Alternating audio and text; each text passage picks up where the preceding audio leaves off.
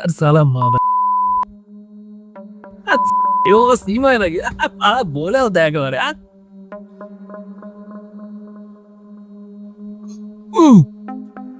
রাত 3টে 3:30 বাজে, এখনো পর্যন্ত তুমি এই ছাইপাশ গুলো গিলে যাচ্ছ। কি জোরে টিভিটা চালিয়ে রেখেছো, রাখো না, ঘুমাও না এবার। তোর বাবা এসে টিভিটা কিনে দিয়ে গেছিল নাকি রে, যে তো বব করছিস? এটা আমি নিজের পয়সায় কিনেছি, আর এই যে খাচ্ছি না, এটা আমি নিজের পয়সাতেই খাচ্ছি। একটা কাজ কর, উঠেছিস যখন ওই ঘর থেকে একটু চানাচুর নিয়ে আমার জন্য, বক বক না করে যা। কি বললে তুমি? আমার সাথে শুনিস না কানে? বললাম ওই ঘর থেকে একটু চানাচুর নিয়ে আয়, যা।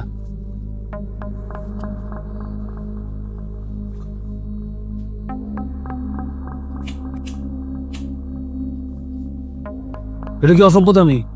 শুরুটা কে করলো? মানে তোর বাবা টিভিটা কিনে দেয়নি, তোর বাবার টাকা এসব খাচ্ছি না, স্ল্যাং ল্যাঙ্গুয়েজ ইউজ করছো, উঠেছিস যখন ও ঘর থেকে চানাচুর নিয়ে আয়, এগুলো কোথাকার ভদ্রতা? তো কি হয়েছে, আমি একটু মদের নেশায় রয়েছি তাই বলে দিয়েছি, তো তাতে এত বেশি সিরিয়াস হওয়ার কি আছে? মদের নেশায় বলে দিয়েছি? তোমার কি মনে হয় তুমি যে প্রত্যেক দিন এই ছাইপাশ খাও, সেগুলোতে আমার সমস্যা হয় না? অনেক তো সমস্যা হয়। তোমাকে বলতে বলতে আমি জাস্ট ফেড আপ হয়ে গেছি, তাই তোমাকে বলাই ছেড়ে দিয়েছি। তোমার মদের নেশা আমি ছেড়াতে পারিনি, এটা ঠিক কথা, কিন্তু তুমি আমার সাথে অভদ্রতামি করবে, এটা কিন্তু আমি হারগিজ মেনে নেব না। তো তুমি কি অ্যাডজাস্ট করছো আমার সাথে? একদমই তাই, অ্যাডজাস্ট করছি আমি তোমার সাথে।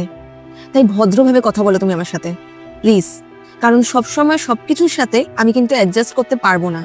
ভালোবেসে বলো, আমি তোমার জন্য তুমি যা চাইবে আমি নিয়ে আসবো। কিন্তু তুমি যদি এইরকমই আচরণ কন্টিনিউ করতে থাকো, তাহলে সেটাও তুমি আমাকে বলে দাও, তাহলে একজন স্ত্রী অসভ্যতামর কোন লেভেলে যেতে পারে সেটা আমি তোমাকে দেখাবো। সরি। ঠিক আছে, আমি তোমার জন্য চানাচুর নিয়ে আসছি।